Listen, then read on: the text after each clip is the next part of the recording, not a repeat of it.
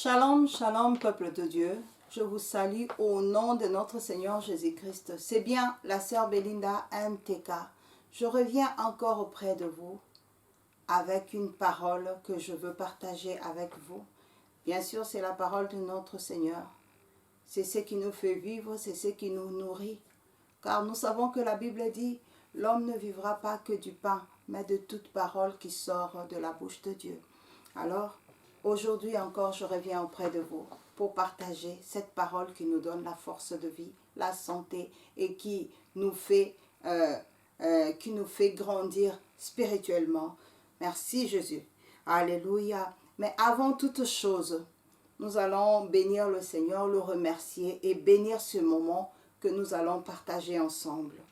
Je vais prier au nom de notre Seigneur Jésus-Christ. Éternel Dieu des armées, je te bénis, je te loue pour ton amour, ta bonté, ta miséricorde. Seigneur, merci pour la grâce que tu nous as faite, Papa. Merci pour nous avoir donné la vie, la santé. Merci pour nous avoir permis de nous retrouver encore, moi, mes frères et sœurs, ensemble encore une fois, ô Jésus, pour partager la parole. Je te dis merci pour cette grâce. Merci notre Dieu d'amour. Nous recommandons ce moment entre de Saint Thomas, Seigneur. Ce moment que nous voulons partager. Seigneur, sois parmi nous. Que ton Esprit Saint nous remplisse, Seigneur. Que ta présence, Seigneur, inonde mon cœur. Que je puisse disparaître, Seigneur. Toi, croître dans ma vie, Papa. Parle en ce moment, Seigneur, Dieu de gloire. Parle en moi, mon Dieu. Je bénis ces moments et je le recommande à tes saintes mains. Dans le nom puissant de notre Seigneur Jésus-Christ, nous avons ainsi prié. Je dis Amen. Amen. Gloire au Seigneur. Aujourd'hui, si je reviens encore auprès de vous, c'est pour partager avec vous ce que j'ai reçu de l'Éternel. Amen. Ça s'est passé, je crois, ça va faire maintenant une semaine ou 2 semaines que après ma prière, je suis allée me coucher. Donc en me couchant, à peine que je mettais ma tête sur le lit et je commençais à voir un rêve. Je sais pas, c'est pas un rêve parce que je dirais pas un rêve parce que je ne dormais pas encore. Donc c'était comme un songe. Et là, je vois comme si on était dans une salle de classe. Dans cette salle de classe, il y avait beaucoup de monde. Et chacun était un peu à son coin. On était toutes séparés. Alors, moi, j'étais aussi à ma place et on m'a donné une feuille de papier qui était remplie de questionnaires. Il y avait en total 15 questionnaires. Et ces 15 questionnaires, ça parlait que de la Bible. C'était des questions qui, vraiment, il faut lire la Bible pour savoir répondre. Donc, c'était basé sur ça. Mais quand je pris la feuille, je ne voyais pas bien. Mais j'ai vu quelques images ou quelque chose que je retenais. Ce que je retenais, je vis dans ma feuille, il y avait un grand A. On a mis 1, 2, 3, 4, 5. On a mis un grand B, on a mis 1, 2, 3, 4, 5. Un grand C, ainsi de suite. C'était comme ça. C'était comme ça que les questions étaient réparties. Alors, je voyais flou la feuille. Quand je soulevais ma feuille pour voir, je vis qu'il y avait des questions qui étaient posées sur la personnalité de notre Seigneur Jésus-Christ. Et là, moi, j'ai dit, ça je sais, c'est dans Matthieu. Et j'ai commencé à répondre sur le grand A, le grand A, première question, deuxième question. Et là, je me suis arrêtée, j'avais un peu de difficulté. C'était pas facile en fait. Je trouvais pas ça facile. Je n'arrivais pas. Et puis, il y avait comme un maître qui était là, mais que je ne voyais pas. Mais j'entendais sa voix. Il s'est approché. J'ai senti sa présence auprès de moi. Il a regardé ma feuille et il m'a dit, Belinda, corrige-toi toi-même. Et j'ai pris mon stylo. Et quand je pris mon stylo pour commencer à corriger, et là, je vois directement que les réponses que j'avais mises n'étaient pas correctes. Mon intelligence, ma sagesse, tout est revenu en place. Je voyais tout ce que je faisais là, c'est comme si ce n'était pas net. Et moi-même, j'ai pris le stylo, je me suis mis 0. Et quand il s'est approché, il a regardé ma feuille, il a rigolé. Il m'a demandé, Belinda, pourquoi tu t'es mis 0? J'ai dit, mais parce que je n'ai pas pu répondre bien.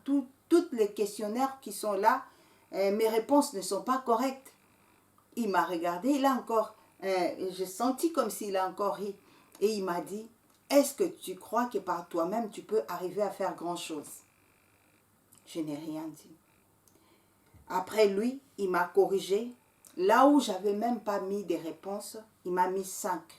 Ah, ça m'a étonné. J'ai dit, ah, mais pourquoi tu m'as mis 5? Je ne méritais pas ces 5. Là où même j'ai écrit quelque chose, moi-même, je me suis mis 0. Et là où je n'ai rien écrit, comment se fait-il que vous poussiez me mettre un 5? Je ne le mérite pas. Et il me regarde encore une fois et puis il rigole, il me dit, et tu crois que c'est par tes mérites que tu peux aller plus loin? Je me suis tait directement et là, ça s'est arrêté, mon songe, ça s'est arrêté cette partie. Je ne voyais plus les images, je commençais seulement à écouter la voix qui me parlait. Alors cette voix qui parlait était remplie de douleur, remplie de chagrin. Je sentais sa douleur quand il parlait. Il a commencé à me parler, il m'a dit, il m'a posé cette question. Cette question aussi que je veux vous poser aussi en moyen d'internet. Cette question qu'il m'a posée, il m'a dit, qu'est-ce que c'est la croix? Belinda, qu'est-ce que c'est la croix? J'avais même pas ouvert ma bouche pour parler. Seulement dans mes pensées, comme la réponse vient, tu veux le sortir, et il a rigolé. Je sens la voix rigoler et me dire encore une fois, connais-tu la croix? Qu'est-ce que c'est la croix pour toi? Et là, je ne plus essayer de répondre parce que j'ai vu que j'ai voulu donner la réponse et la réponse de la façon que la voix a rigolé, donc ce n'était pas la bonne réponse. Donc je n'ai plus essayé de donner la réponse. Et il m'a répondu, il m'a dit, la croix signifie l'amour. Sais-tu cela? Je n'ai rien répondu. Il a dit, la croix c'est l'amour. Si Jésus est venu dans ce monde, si Jésus a été crucifié à la croix, c'est à cause de l'amour. Et il me dit, tu connais ce verset, Jean 3, 16, tu sais ce que ça dit? J'ai bougé la tête pour dire je sais. Il me dit, Jean 3, 16, il dit ceci, car Dieu a tant aimé le monde qu'il a donné son Fils unique, afin que quiconque croit en lui ne périsse point, mais qui ait la vie éternelle. Tu as bien écouté ce que ça dit? J'ai dit oui. Il a dit, car Dieu a tant aimé le monde. C'est à cause de l'amour que le Seigneur Jésus-Christ est venu dans ce monde. C'est à cause de l'amour qu'il s'est laissé crucifier à la croix. C'est à cause de l'amour qu'il a laissé l'homme qu'il a créé, lui, qui était la parole de le commencement du monde. Lui qui a créé toutes choses. Lui qui a créé même l'homme avec sa parole. Cette parole-là qui s'est fait chair et qui a laissé l'homme qu'il a créé le battre, qu'il a laissé l'homme qu'il a créé le malmener, il a laissé l'homme qu'il a créé, le laisser même nu, le dénuer devant les gens. Il a laissé l'homme qu'il a créé, l'amener, le faire porter la croix et l'amener à Golgotha, le crucifier. Il a dit, vous croyez qu'un homme est capable? L'homme était capable de crucifier le Seigneur Jésus-Christ. Vous croyez que l'homme avait la possibilité même de toucher le Christ comme ça? Non, non. Qu'est-ce qui a laissé Jésus se faire malmener? Qu'est-ce qui a laissé Jésus se faire crucifier à la croix? C'est l'amour.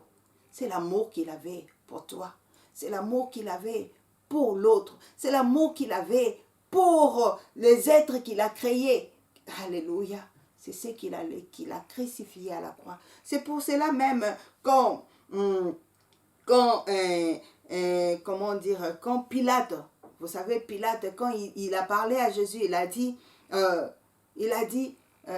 je te parle, tu ne me réponds pas. Tu sais que j'ai le pouvoir de te faire mourir ou de te libérer. Le Seigneur Jésus-Christ a répondu à Pilate et il a dit, tu n'as aucun pouvoir sur moi si cela n'était donné par mon Père. Alléluia. C'est dans Jean, je vais vous donner le verset, c'est dans Jean 19, 10 à 4. Amen. Lisez dans la maison, c'est une bénédiction. Je ne vais pas lire, mais je vais vous donner des versets pour lire.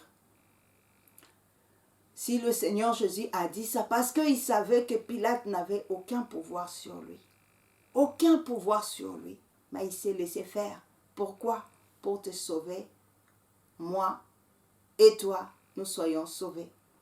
En tout cas, ça m'a fait pleurer de la façon qui m'est relatée, en fait, cette histoire. Je le connais, je sais, Jésus est mort à la croix. Je sais tout ce qui s'est passé à la croix. Mais la façon qu'il me disait, il m'a encore dit ceci. Est-ce que vous avez compris ce que Jésus a fait à la croix? Est-ce que vous avez compris ce message? Vous avez compris cela? Hein? Quand il est venu dans ce monde, quand il a fait ses disciples, il a dit, je ne vous appellerai plus disciples, mais je vous appelle mes amis. Si Jésus est mort à la croix, c'est à la cause de l'amour de son prochain, à cause de l'amour qu'il avait pour les êtres qu'il a créés. Est-ce que vous avez compris cela? Est-ce que vous avez compris le mystère de la croix? La voix me disait ceci. Et j'étais là en pleurs. Il me disait, est-ce que vous avez compris le mystère de la croix? La croix, c'est quoi pour toi? La croix, c'est quoi? Pour Dieu, la croix, c'est l'amour. La croix, oui, les gens disent, c'est là où Jésus nous a libérés. C'est là où on a vaincu le diable. C'est là où on est devenu plus que vainqueur. C'est là où Jésus nous a rachetés de la loi du péché. Mais tout cela, l'amour l'englobe. Amen. Tout cela, c'est dans l'amour. Jésus est mort à la croix à cause de l'amour qu'il avait pour toi et moi. C'est ça qui a crucifié Jésus à la croix. J'étais là en train de tourner. Alors, le Seigneur me répète encore, me dit ceci. Est-ce que vous avez compris le message que Jésus a passé à la croix? Parce que ce n'était pas seulement pour vaincre, mais c'était aussi pour que nous puissions comprendre. C'était comme un maître pour nous. Il nous enseigne la voie de Dieu. Il nous enseigne ce qu'il faut faire. Alléluia. En devenant aujourd'hui chrétiens comme nous sommes, plusieurs d'entre nous, on s'appelle chrétiens. On devient enfant de Dieu. On donne notre vie à Jésus. Si tu as accepté Jésus dans ta vie, tu t'es fait baptiser. Donc, c'est comme si tu as dit oui. Tu as dit oui au Seigneur. Tu as dit oui à suivre son chemin. Tu as dit oui, tu veux être comme Jésus. Tu veux imiter Jésus. Alors, si tu veux imiter Jésus, écoute ce que la voix dit. Porte ta croix aussi. Tu dois porter aussi ta croix. Qu'est-ce que c'est la croix? La croix, ce n'est pas seulement la douleur. Ce n'est pas seulement la souffrance qui se passe dans ce monde. La croix, ça signifie l'amour. Tu dois aussi porter cet amour que Jésus a porté pour les autres. Toi aussi, tu dois manifester cet amour. Toi aussi, tu dois devenir comme Jésus. C'est ça, la croix pour Dieu. La croix, ça ne s'arrête pas seulement. Oh, Jésus nous a sauvés. Non, Jésus nous a démontré l'amour. Il nous a montré comment aimer. Car il a tant aimé. Il s'est donné. Il s'est donné en sacrifice à cause de l'amour. Il nous demande maintenant, où est l'amour du prochain? Il me dit, Belinda, où est l'amour du prochain? Où est l'amour du prochain? Il dit, malheureusement, quand je rentre dans les églises, là où les saints sont assemblés, là où il y a des enfants de Dieu, ce qu'on appelle les chrétiens, qu'est-ce que je trouve dans l'église? Il n'y a pas l'amour. Il n'y a pas l'amour du prochain. Tu trouves un serviteur qui est en train de servir dans son église. Il est béni, il a tout. Mais il y a des gens dans son église qui souffrent, qui passent mal. Qui passent mal. Où est l'amour? Où est l'amour? Les gens vont à l'église. Ils disent qu'ils aiment le Seigneur, mais ils n'arrivent pas à aimer le prochain. Ils n'arrivent à pas aimer son prochain. Dieu dit ceci, si tu n'aimes pas l'homme qu'il a créé à son image, à sa ressemblance, comment peux-tu l'aimer? Parce que l'image que tu rejettes, c'est son image. L'image que tu n'aimes pas là, c'est son image. Et cela m'a bouleversé. Ça m'a bouleversé. Il me dit, Belinda, tu sais ce que j'ai trouvé dans l'église? Ce que j'ai trouvé, malheureusement, là où dans le monde, je dirais chrétienne, pas dans le monde païen, mais dans le monde chrétien, dans les églises, partout, les gens qui disent qu'ils aiment le Seigneur, qui connaissent le Seigneur. Tu sais ce que je trouvais? Je dis non. Il me dit, j'ai trouvé l'esprit de compétition. Oui, j'ai dit l'esprit de compétition. Il a dit, j'ai trouvé l'esprit de compétition. Il y a ceux qui sont devenus des serviteurs par compétition. Il y a ceux qui servent Dieu par compétition. Il veut surpasser celui-là. Il veut faire plus que l'autre. Au lieu de dire, je veux faire mieux pour faire plaisir à mon Dieu, pour que Dieu puisse agréer ce que je fais. Non, lui, il a les yeux ailleurs. Les autres, ils vont à l'église, il essaye, l'autre là, il s'habille comme ça. Il veut s'habiller plus que les autres. La compétition. Compétition entre vous. Compétition entre vous. Qu'est-ce que vous êtes en train de faire? Le Seigneur dit, c'est là, toutes ces choses-là que vous faites, va vous amener à quoi? Tu veux prier au lieu de prier pour agréer, pour que Dieu puisse agréer ta prière. Mais non, toi tu pries pour montrer que tu sais prier. Toi tu pries pour montrer que tu surpasses tout le monde. Tu prêches. Ah, je sais prêcher plus que tout le monde. Ce que tu veux faire, tu le fais par compétition. Tu ne le fais pas pour Dieu. Tu ne le fais pas pour Dieu. Où est l'amour du prochain? Où est Dieu dans toutes ces choses? Il a dit, je veux vous dire. Il m'a dit, Belinda, je veux te dire. Tu sais où a commencé l'esprit de compétition? Il m'a dit, l'esprit de compétition a commencé quand Dieu a créé seulement le royaume céleste.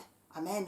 Quand le royaume céleste a été créé, Dieu a créé parmi les anges, il a créé un ange qui était plus beau. Il lui a donné la beauté. Il était revêtu plus que tous les anges qui étaient là. Il brillait plus que tous les anges qui étaient là. Alors cet ange, c'était Lucifer.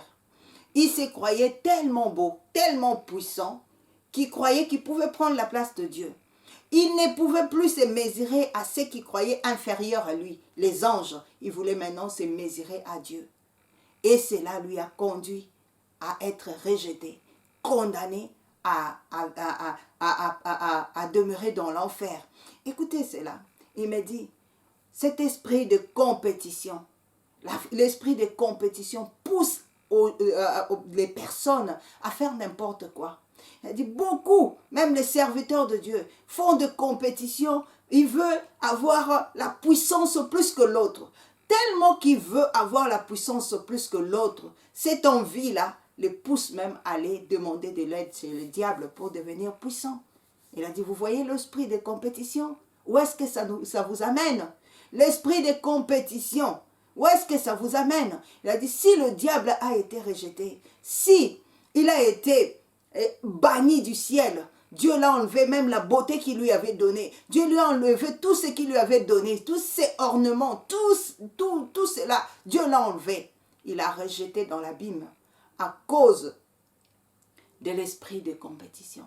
Alors quand Dieu l'a rejeté sur terre, le diable était dans l'abîme, c'était tout noir. Quand Dieu a décidé de venir créer la terre, Dieu a créé la terre, le diable observait, il voyait comment Dieu avait créé cet espace très beau. C'était vraiment beau. L'espace, il a créé tout, il a créé les oiseaux, tout cela. Le diable était content parce que lui, il était sur terre, mais il n'avait aucun pouvoir. Alors, il croyait que ça serait un peu sa demeure. Mais là, Dieu créa l'homme et il crée l'homme à son image, il souffle dedans et cela devient un être vivant. Et le Seigneur dit, toutes ces choses t'appartiennent. Il a dit, tu domineras sur tout. Et le diable était là, dit quoi? Qu'est-ce qui se passe? L'homme que je vis qu'on est en train de créer devant moi, la poussière là, va dominer sur moi. Il a dit, je veux voir. Il a fait la malice. Il est venu tromper Ève. Il a dit, mange de ces fruits. Mange de ces fruits, tu deviendras puissant. Mange de ces fruits, tu deviendras comme Dieu. Et la femme n'a pas compris. Ils n'ont pas compris que le diable étaient malins. Le diable leur voulait du mal, à leur pousser à faire la désobéissance. Quand ils ont désobéi, vous savez ce qui est arrivé? L'homme a perdu son autorité sur tout, même sur les animaux. Il a tout perdu son autorité et le diable a pris le dessus. Le diable a pris le dessus sur lui, sur toute chose sur la terre. C'est pourquoi on l'appelle aujourd'hui le prince de la terre. Parce qu'il a pris, c'est l'homme qui l'a donné cette opportunité. Il n'avait pas ce pouvoir. Mais il a fait ça pourquoi? À cause de compétition. Il aime toujours gagner. Il veut toujours en avoir plus. Il veut être au-dessus de toutes choses. Alors ce venin, il les transmet, il les a transmis aux hommes. Il les a transmis, il a commencé à transmettre depuis le commencement du monde, le commencement du monde. Il a commencé à le faire, désolé pour mon téléphone, il a commencé à le faire à travers le premier fils d'Adam, Caïn. Il a commencé à empoisonner, à mettre le poison, le venin en lui. Et cela a fait quoi? Cela a fait que quand Caïn fait un sacrifice au Seigneur, et le Seigneur n'a pas agréé son sacrifice, et Abel fait un sacrifice, le Seigneur a agréé son sacrifice. Pourquoi? La différence était que Abel l'avait fait de tout son cœur, et Caïn n'avait pas fait avec tout son cœur. Le Seigneur voit ce qui est dans le cœur de l'homme. Alors, quand Caïn a fait cela, j'aimerais que vous lisez ça vraiment à la maison. À la maison, c'est une bénédiction. Et je vais lire un peu avec vous pour savoir ce qui s'est passé réellement. Parce que j'ai vraiment beaucoup de versets à lire. Je ne voulais pas lire celle-là. Mais voilà, je vais le lire pour que nous puissions avoir une meilleure compréhension de ce que je suis en train de vous dire. Caïn alors fait son offrande. Écoutez ce qui s'est passé. C'est le livre de Genèse 4, je lis le verset 3, il dit ceci. Au bout de quelque temps, Caïn fit à l'Éternel une offrande de fruits de la terre. Et alors, de son côté, Abel de son côté, en fit une de premier-né de son troupeau et de leur graisse. L'Éternel porta un regard favorable sur Abel et sur son offrande. Mais il ne porta pas un regard favorable sur Caïn et sur son offrande. Caïn fut très irrité et son visage fut abattu. L'Éternel dit à Caïn, « Pourquoi es-tu irrité et pourquoi ton visage est-il abattu? Certainement, si tu as agi bien, tu les verras ton visage, et si tu as agi mal, le péché se couche à la porte. Alléluia. Et ses désirs se portent vers toi. Mais toi, domine sur lui. Alléluia. Je m'arrête sur là. Pourquoi le Seigneur avait dit ces paroles à Caïn? Il lui a dit parce qu'il savait que le diable a placé dans lui, a placé dans l'homme le venin qui est l'esprit de compétition. C'est pourquoi il dit, les péchés se couchent sur ta porte. Le péché se couche sur ta porte. Donc, le péché se couche à côté de ton cœur. Mais toi, domine sur lui. Toi, empêche que cela puisse te diriger ou prendre place. Domine sur ça. Alléluia. Mais nous avons vu, Caïn fait le contraire de ce que Dieu lui a conseillé. Il a tué son frère. Il a tué son frère par l'esprit de compétition. Pourquoi? Il fallait que ça soit lui. Si c'était lui, je ne crois pas qu'Abel allait le tuer. Mais lui, comme il a l'esprit de compétition, il fallait que ça soit lui. Donc, toutes ces choses-là, ça ne vient pas de Dieu. Dieu dit ceci, à cause de l'esprit de compétition, la terre est en train de mourir. La terre va à la destruction à cause de l'esprit de compétition. Les grandes puissances veulent rester grands. Quand un petit commence à se développer, eux, ils veulent encore développer plus que celui qui se développe maintenant. Pourquoi? Pour garder la grandeur, l'esprit de compétition. Ils sont en train de faire. Là, l'autre fait une bombe nucléaire, bombe, anatomie, et il s'est dit, j'ai le pouvoir de détruire un quart du monde si je le peux. Il a le pouvoir.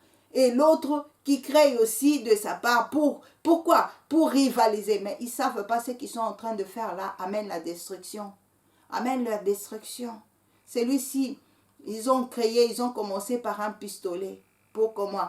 Un pistolet pour se défendre devant les ennemis. L'autre vient, il crée le mitraillette. L'autre vient, il crée des bombes. Tous ceux qui sont en train de faire par compétition, ça amène la mort. Amen. Hein? L'esprit de compétition amène la mort. Le Seigneur a dit, ce même esprit-là, c'est dans l'église. Ce même venin qui est dans le monde se retrouve encore dans l'église. Alors où est l'amour? Où est le Christ dans nos cœurs? Amen. C'est très important que vous puissiez dire ça. Il m'a donné quelques versets que vous pouvez partager. Il y a beaucoup de versets, mais je ne veux pas, vous parler de tout. Il m'a donné 1 Samuel 18, 7 et 9 qui parle de la victoire de David. David, quand il est parti en guerre, ils ont gagné, ils reviennent en Israël. Là, les femmes sont en train de crier, ah, Saoul a fait tomber 1000, mais David a fait tomber 10 000. Saoul s'est exalté. Lisez ça, vous allez voir. Il dit, mais c'est quoi ça? On commence à chanter pour lui jusqu'à ce qu'il va me prendre mon trône. Parce que l'esprit de compétition, il veut être au-dessus. Au lieu d'acclamer quand quelqu'un fait quelque chose de bien, au lieu de pousser les gens à donner le meilleur d'eux, au lieu de chercher Dieu pour ta cause, au lieu de chercher Dieu pour que Dieu puisse te bénir de la même façon qu'il a béni l'autre. Mais non, l'esprit de compétition, tu veux faire mieux. D'autres même vont même chez le féticheur. Pourquoi? Il y a une personne dans la famille qui est bénie, il n'y a que lui, il n'y a que lui. À moi aussi, je vais être béni. Il va même prendre le fétiche. Pourquoi? Pour devenir seulement grand. Tout cela amène la mort. À travers ces fétiches, combien de gens il va sacrifier? Combien de gens il va faire du mal? Ça va t'amener à quoi? Tout ce que tu es en train de faire. Vanité de vanité. Le Seigneur se plaint. Le Seigneur se plaint. Il s'est dit, tout cet esprit-là de compétition, cette sémence, ce venin du diable, il le trouve dans le monde, il le trouve dans l'église, il le trouve chez les chrétiens. Il n'y a pas l'amour du prochain. Il n'y a pas l'amour du prochain. Il n'y a pas l'amour du prochain. Je vais lire un verset qui parle de l'amour, alléluia, que le Seigneur Jésus-Christ nous a donné. Je vais lire, quand on est à demander au Seigneur Jésus-Christ, c'est dans Matthieu 22. On va lire Matthieu 22 vite fait. Hein. Matthieu 22. Matthieu 22. Je vais lire Matthieu 22, dans 35 jusqu'à au moins 39, je crois. Oui, 35 à 39. Je lis ceci. Et l'un d'eux, docteur de la loi, lui posa cette question pour le prouver. Maître, quel est le plus grand commandement de la loi? Seigneur Jésus-Christ, Jésus lui répondit, tu aimeras le Seigneur ton Dieu de tout ton cœur, de toute ton âme et de toutes tes pensées. C'est le premier et le plus grand commandement. Et voici le second, qui lui est semblable. Tu aimeras ton prochain comme toi-même. Amen. Le Seigneur Jésus-Christ qui parle. Il dit le plus grand commandement, c'est l'amour. Tu aimeras ton Dieu de tout. Tu aimeras ton Dieu de tout ton cœur. Tu aimeras ton Dieu de toute ton âme et de toutes tes pensées. Tu dois aimer Dieu. Et puis le deuxième commandement vient qui nous dit tu aimeras ton prochain. Ton prochain. Ton prochain. Où est l'amour du prochain? Dans l'église. Où est l'amour du prochain? Dans nos vies. Où est l'amour du prochain? Toi qui t'appelles chrétien, Toi qui es encore dans des choses, dans des futilités qui vont t'amener nulle part. Tu es là dans l'église, tu viens dans l'église. Si tu n'as pas un nouveau habit, tu ne viens pas à l'église. Tu viens montrer ce que tu as. Tu viens montrer ta richesse. Au lieu d'aider les pauvres qui sont là, au lieu d'aider les gens qui ont besoin, mais toi tu viens montrer ta fortune. Tout cela va t'amener où? Tout cela va t'amener où? Tu viens t'exhiber, tu viens montrer ce que tu es. Tu ne viens pas prier, tu ne viens pas pour Dieu. Toutes ces choses ne plaisent pas au Seigneur. Toutes ces choses font pleurer le Seigneur. Le Seigneur était... Mon cœur était rempli de douleur. Je voyais comme son cœur. Je sentais ce qui était vraiment dans son cœur. Où est l'amour du prochain? Dieu nous enseigne l'amour du prochain. Dieu veut que nous puissions changer. C'est vrai, Jésus revient bientôt. Si Jésus ne revient pas encore, parce qu'il t'aime, il veut que toi, tu puisses changer ta vie. Il veut que tu puisses changer ton comportement, parce que s'il vient aujourd'hui, tu vas rester. C'est à cause de cet amour que Jésus traîne pour toi. Ma soeur, mon frère, toi qui as écouté ce message, partage-le. Dis aux autres, dis aux serviteurs, aux servantes, arrêtez de servir pour montrer que tu as la puissance. Arrêtez de servir pour les autres, mais servez pour Dieu. Arrêtez de faire des choses pour démontrer aux hommes. Cela n'importe plus. Cela n'a pas de valeur devant Dieu. Dieu regarde ce qui est dans le cœur. Il regarde la façon que tu es en train d'agir. Manifeste l'amour. Manifeste l'amour. Si tu en as beaucoup, donne à ceux qui n'ont pas. Au lieu de vouloir t'exalter, au lieu de nous montrer tes chaussures, au lieu de nous montrer ce que tu as, tes voitures. Pense aux pauvres. Pense à ceux qui n'ont pas de soutien. Partage. Et regarde, ne fais pas l'esprit de compétition, ne cherche pas à être plus meilleur que l'autre, mais cherche à conquérir le cœur de Dieu. C'est ça la conquête que nous devons faire. C'est ça ce que nous devons rechercher. Que Dieu puisse agréer ce que nous sommes en train de faire. Que Dieu puisse être content de nous. Comme il avait dit à David quand il regardait David. Il disait à David, il est l'homme selon mon cœur. Le Seigneur appelait David l'homme selon son cœur. Pourquoi? Parce que quand David faisait quelque chose pour Dieu, il le faisait. Il le faisait pour Dieu. Il ne regardait pas son voisin. Il ne regardait pas sa voisine. Il ne regardait même pas sa fortune. Il ne regardait même pas son poste. Là où il est, que je suis roi. Non, il le faisait pour Dieu de tout son cœur. Alors Dieu voyait ce que David faisait. Il dit, c'est l'homme selon mon cœur. Est-ce que Dieu peut t'appeler l'homme selon son cœur? Est-ce que Dieu peut voir en toi ce qu'il a vu à David? C'est ça le but de choses. Si tu veux être sauvé, change ta façon. Le Seigneur revient. Il revient bientôt comme on a l'habitude de le dire. Il revient bientôt, oui, il revient. On ne connaît ni l'heure ni le jour. Mais dis-toi, ma soeur, mon frère, seulement, c'est pas seulement que nous sommes en train d'attendre le Seigneur. Si le Seigneur traîne, c'est pas grave. Mais sache que même si le Seigneur ne vient pas aujourd'hui, la mort peut te rattraper. Amen. Hein? Nous sommes des hommes. Nous ne sommes pas des immortels. Nous sommes des mortels. Tu peux mourir. Je peux mourir demain. Demain appartient au Seigneur. Demain appartient au Seigneur. Tu peux être en bonne santé. Tu peux être en bonne forme. Tu n'as jamais vu, tu n'as jamais écouté quelqu'un qui s'est couché et ne s'est pas levé de son lit. Tu n'as jamais écouté quelqu'un qui marchait à la rue, il est tombé comme ça, qui n'était pas malade. La vie appartient au Seigneur. Donc, change ta façon d'être. Change ta façon de penser. Change ta façon de faire les choses. Ne le fais pas pour les autres. Ne le fais pas pour démontrer ce que tu es, ce que tu as. En voulant démontrer ce que tu as. En voulant faire des choses extraordinaires pour épater les autres. Le Seigneur t'enlève ce qu'il a mis en toi petit à petit. Amen. Hein? C'est pourquoi d'autres serviteurs, tellement qu'ils ont essayé d'épater les autres, qu'ils n'ont plus rien.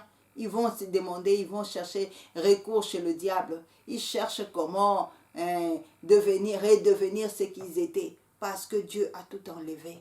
Mon frère, ma soeur, toi qui commences le ministère, partagez ça. Si cela arrive même dans les oreilles de ceux qui commencent le ministère. Commence le ministère, ne fais pas de compétition. Commence, vas-y, avance de la façon que Dieu veut que tu avances. Fais ce que Dieu veut que tu fasses. Ne fais pas ce que l'autre est en train de faire par plaisir. Écoute les directives du Seigneur. Si le Seigneur te dit ça, c'est bien pour faire, fais-le. Si le Seigneur ne te dit pas, ne fais pas parce que l'autre a fait. Ne fais pas parce que l'autre a fait ceci. Ce n'est pas de la même façon que Dieu a marché avec Pierre. Ce n'est pas de la même façon qu'il a marché avec Paul. De deux, leur ministère n'était pas pareil. Toi aussi, peut-être ton ministère n'est pas comme ton voisin. Toi aussi, ton appel, peut-être c'est pas comme ton voisin. Fais que le Seigneur puisse te regarder et plus dire que tu es l'homme selon son cœur. Que le Seigneur puisse aimer ce que tu fais. Et quand tu le fais, le Seigneur puisse braquer ses yeux vers toi. Et avec un cœur rempli de plaisir, dire que celle-là ou celle-ci, celui-ci, c'est mon fils. Celui-ci, c'est mon serviteur ou ma servante. C'est ce que j'avais pour vous à partager. En tout cas, que le Seigneur vous bénisse. N'oubliez pas, le Seigneur nous a dit que l'esprit de compétition n'est pas bien du tout. Ne te mesure à personne. Ne cherche pas à être égal à quelqu'un, mais sois égal. Cherche à égaler le comportement de Jésus. Cherche à copier le Seigneur. Parce que si on nous appelle des chrétiens, c'est pour dire qu'on voit le Christ en nous. Que cela soit pour d'autres personnes qui ne te connaissent pas ou qui te connaissent, qui voient le Christ en toi, qui disent que ceux qui te connaissaient avant, tu étais méchante ou tu avais de mauvais comportements. Maintenant, quand ils te voient, ils disent qu'on voit le Christ en lui ou en elle, qui voit le changement en toi. Cela bénira le cœur du Seigneur et puis bénira, ça sera un témoignage, poussera les autres à changer, à venir vers Dieu. Parce qu'il y a d'autres chrétiens, le gens de sa famille, à cause de lui, le gens n'aime plus prier. Il dit, moi je vais prier. Tu vois pas un tel.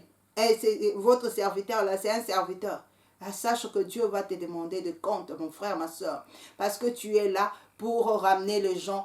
Ton travail que le Seigneur a fait, il a dit, allez dans toutes les nations, faites les disciples. Donc c'est pour sauver les gens. Mais si les gens commencent à s'éloigner du Christ à cause de toi, sache que le Seigneur te demandera des comptes, ma soeur, mon frère. C'est pour moi ce que je voulais partager avec vous. N'oubliez pas, la croix, c'est l'amour. Manifestez l'amour. Manifestez l'amour, même dans votre vie quotidienne, même devant le païen, ceux qui ne connaissent pas Dieu, dans l'église, manifestez l'amour. C'est ce que le Seigneur nous demande. Que le Seigneur vous bénisse. Je veux prier. On va prier ensemble. On va prier. On va demander à Dieu de nous aider. Alléluia. Demande à Dieu. Moi, je demande toujours à Dieu. Quand je sens que je suis incapable, quand je sens que je ne peux rien faire, quand je sens que je suis à mes limites, je demande à Dieu de m'aider. J'implore la grâce de Dieu, la miséricorde de Dieu. Je veux que tu pries ce moment. Je veux que tu pries. Je ne sais pas si c'est le soir, si le matin, si quand tu regardes cette vidéo. Mais je veux que tu pries. Tu demandes au Seigneur de t'aider à devenir comme il le veut. À devenir un vrai chrétien.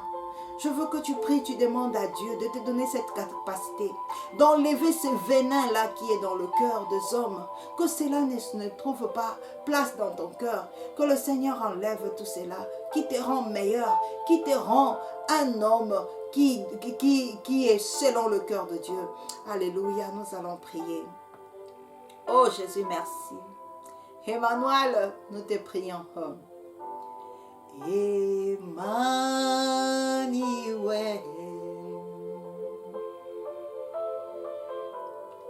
Emmanuel,